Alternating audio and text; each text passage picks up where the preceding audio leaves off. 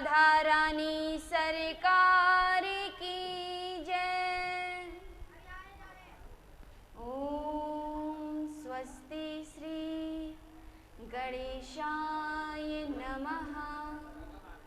ओम स्वस्ति श्री राधा कृष्ण चरण कमलेभ्यो नमः। ओम स्वस्ति श्री गुरुदेव चरण कमलेभ्यो नमः। ओम स्वस्ति श्री मातृपितृ चरण कमलेभ्यो नमः। ओम स्वस्ति श्री कुलदेवताभ्यो नमः। लंबोदरं परम सुंदरमेकदंतं रक्तांबरं त्रिनयनं परमं पवित्रम् उद्यद्दिवाकर करोज्ज्वलिकायकान्तं विघ्नेश्वरं सकलविघ्नहरं नमामि। गवां ही तीर्थे बसती है गंगा, पौष्टिस्तथा तद्रजसी प्रवृद्धा।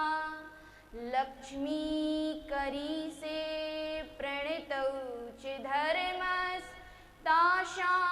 प्रणामं सततं च कुर्यात्।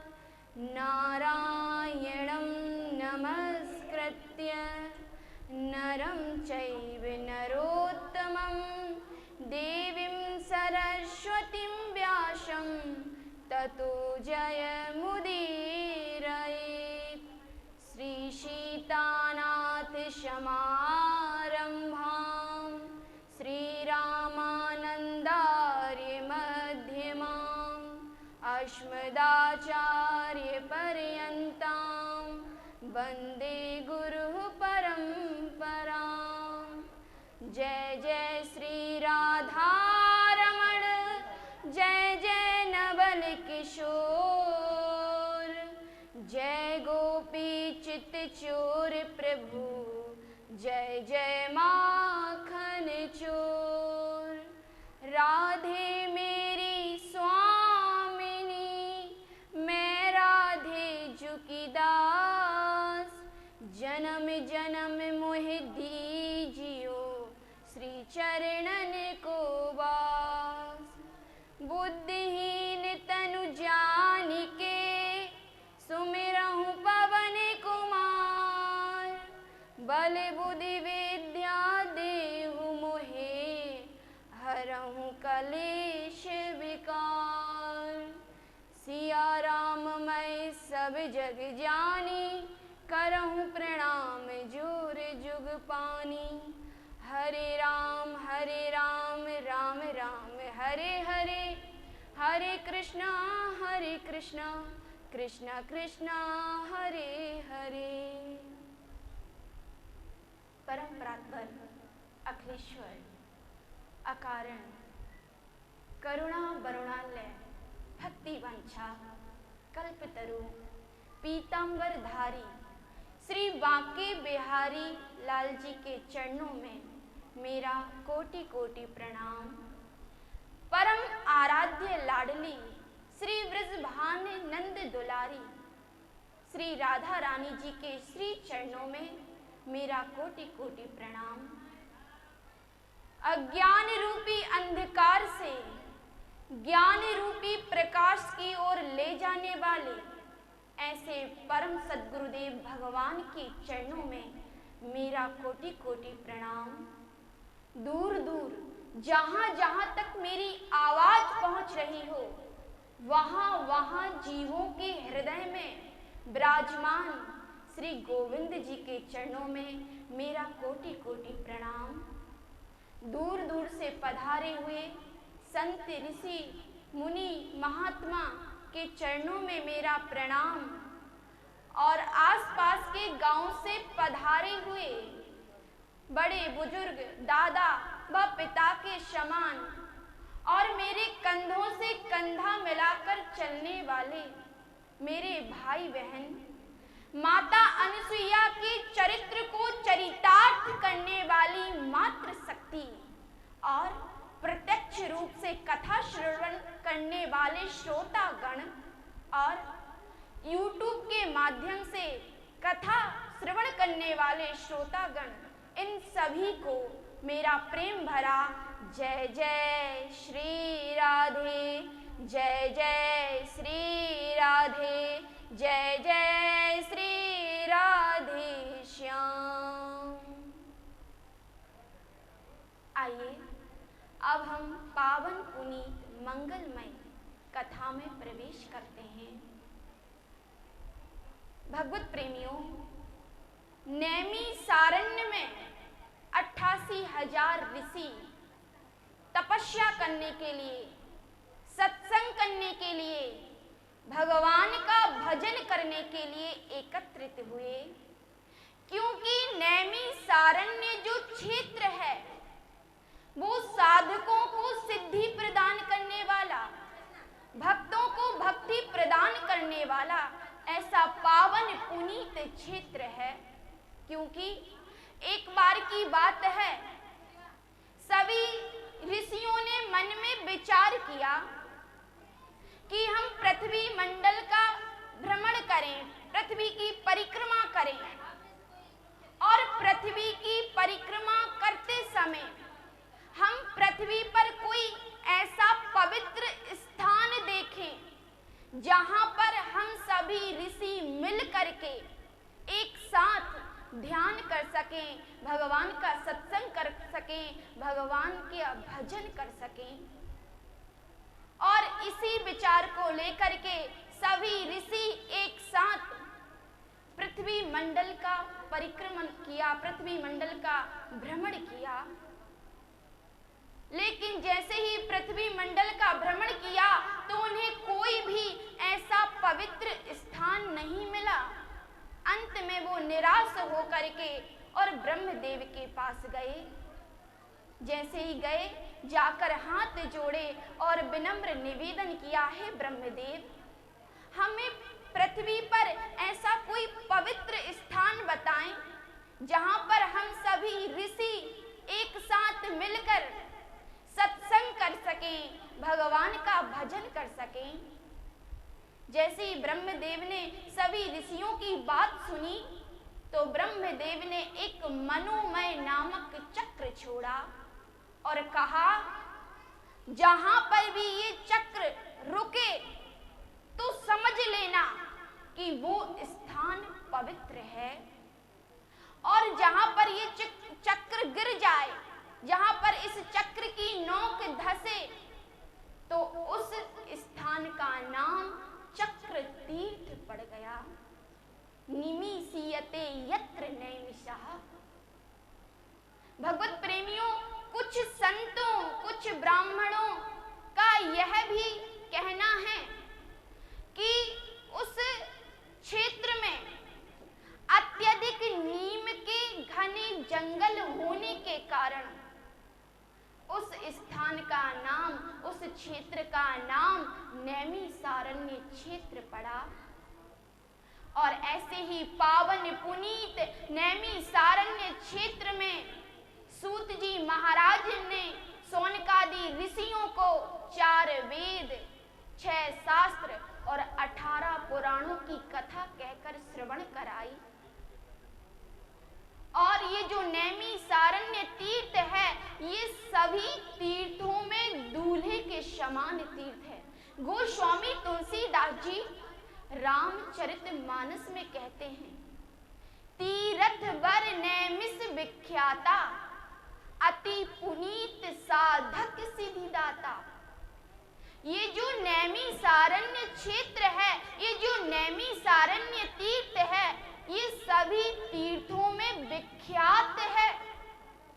साधकों को सिद्धि प्रदान करने वाला क्षेत्र है, भक्तों को भक्ति प्रदान करने वाला क्षेत्र है। ऐसा पावन पुनीत क्षेत्र है। और उसी पावन पुनीत क्षेत्र में सभी शौनकादि ऋषि विराजमान हैं। नैमिषे सूत मासीना मभिवाद्य महामतिम कथामृत रसा स्वादा कुशलः शौनको ब्रवीत। वो कहते हैं कि नैमिषारण्य की पावन पुनीत क्षेत्र में शौनकादि ऋषि बैठे हुए हैं और सूत जी महाराज उनको कथा श्रवण करा रहे हैं। व्यास गादी पर विराजमान हैं और सभी शौनकादि ऋषि कथा के मुख्य यजमान बनकर बैठे हैं, कथा के मुख्य श्रोता बनकर बैठे हैं और सभी शौनकादि ऋषि सूत जी महाराज से प्रश्न करते हैं। क्या प्रश्न करते हैं? अज्ञान ध्वांत विध्वंस कोटि सूर्य समप्रभा सूताख्याहि कथासारम मम कर्ण रसायनम। शौनकादि ऋषि कहते हैं, हे सूत जी महाराज, आपका जो ज्ञान है वो अज्ञान रूपी अंधकार को दूर करने के लिए सैकड़ों सूर्यों के समान हैं।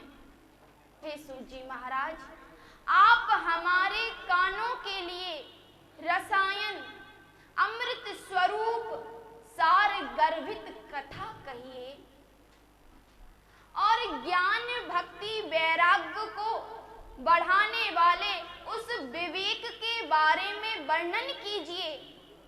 हे सूत जी महाराज, और जो वैष्णव भक्त होते हैं वो उस भगवान की माया को, जो भगवान की माया है, उससे अपना पीछा कैसे छुड़ा लेते हैं, इस सब के बारे में हमें विस्तार से बताइए। और शौनकादि ऋषि प्रश्न करते हैं। क्या प्रश्न करते हैं? इह घोरे कलौ प्रायो जीवश्चाशुरतां गतः क्लेशाक्रान्तस्य तस्यैव शोधने किं परायणम्। वो कहते हैं, हे सूत जी महाराज, जब इह घोरे कलौ प्रायो, जब घोर कलयुग आएगा तो ये जो मानव है वो दानव बन जाएगा। तो क्या उसके लंबे लंबे सींग निकल आएंगे? तो क्या उसके लंबे लंबे दांत निकल आएंगे? सूत जी महाराज कहते हैं, नहीं, ना तो उसके लंबे लंबे दांत निकलेंगे और ना लंबे लंबे सींग निकलेंगे। मानव अपने स्वभाव के कारण इतना खतरनाक हो जाएगा कि मानव से मानव डरने लगेगा, मानव से मानव भयभीत होने लगेगा। और किसी ने कलयुग के मानव का ऐसा व्यवहार देख करके एक बहुत सुंदर कविता की रचना की। उन्होंने कहा, आदमी कहते जिसे हम वो कहाँ है आदमी, आदमी की शक्ति से ही डर रहा है आदमी, समझ में आता नहीं क्या कर रहा है आदमी, कितने दिलों अरमान से उसने बनाया आदमी, क्या कहें अफसोस कैसा बन गया है आदमी, सबसे ये नफरत करे और खुद ही ये गद्दार है, मिल नहीं सकता उसे उसका कभी भी प्यार है, रह नहीं सकता अकेला आदमी ही आदमी, फिर आदमी को नोच कर क्यों खा रहा है आदमी, आदमी को मार कर ही दुष्कर्म करता आदमी, आदमी को है जरूरत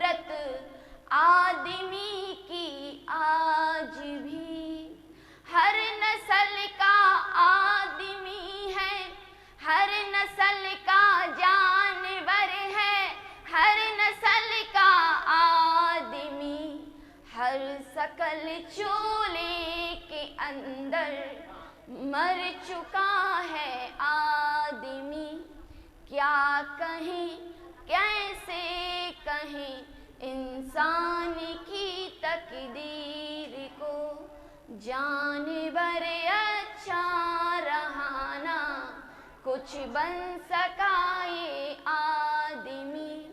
आदमी से कपट लीला कर रहा है आदमी। आदमी कहते जिसे हम वो कहाँ है आदमी। आदमी कहते जिसे हम वो कहाँ है आदमी। आदमी की आदमी से डोर युग युग की बंधी, आज लेकिन आदमी से डर रहा है आदमी। आदमी कहते जिसे हम वो कहाँ है आदमी। तो किसी कवि ने अपने विचारों को इस कलयुगी मानव के व्यवहार को देखकर कविता के माध्यम से व्यक्त किया कि आज जो आदमी है, आज का जो मानव है वो दानव बन गया है।